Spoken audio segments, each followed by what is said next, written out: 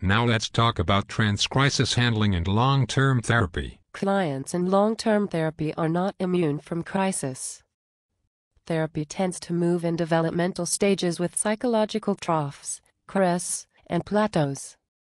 Even though clients have success in meeting therapeutic goals, each new stage brings with it what are seen in many instances to be even more formidable obstacles. The beginning therapist who has seen a client make excellent progress is often in for a rude awakening when the client's progress comes completely undone and behavior regresses to pre-therapeutic functioning. What about anxiety reactions?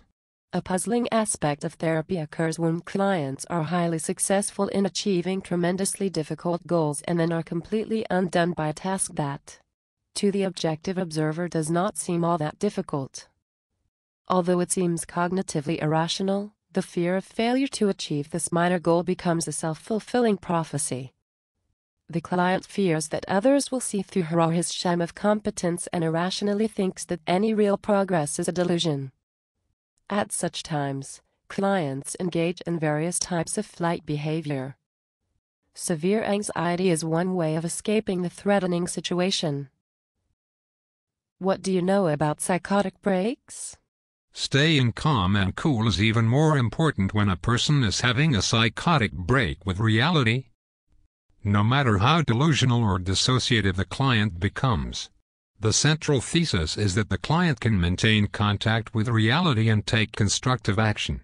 Because psychotic clients may have difficulty hearing others because of the intrusive hallucinations assailing them, the therapist slowly and clearly repeats his requests for compliance. By staying in control, the therapist turns a potentially violent situation with an unknown client into a satisfactory resolution. Some clients have problems with termination.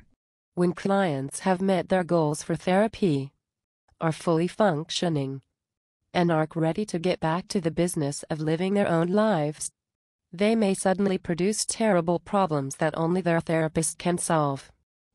Whatever these problems are, it is an excellent bet that they have been told that it's time to terminate, or they have figured out that termination is about to happen.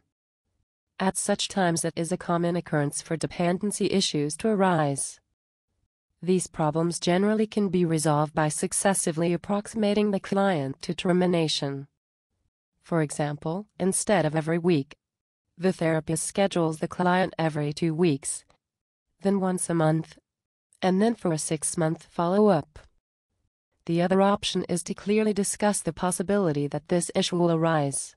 I want to talk at length about clients with borderline personality in the next session.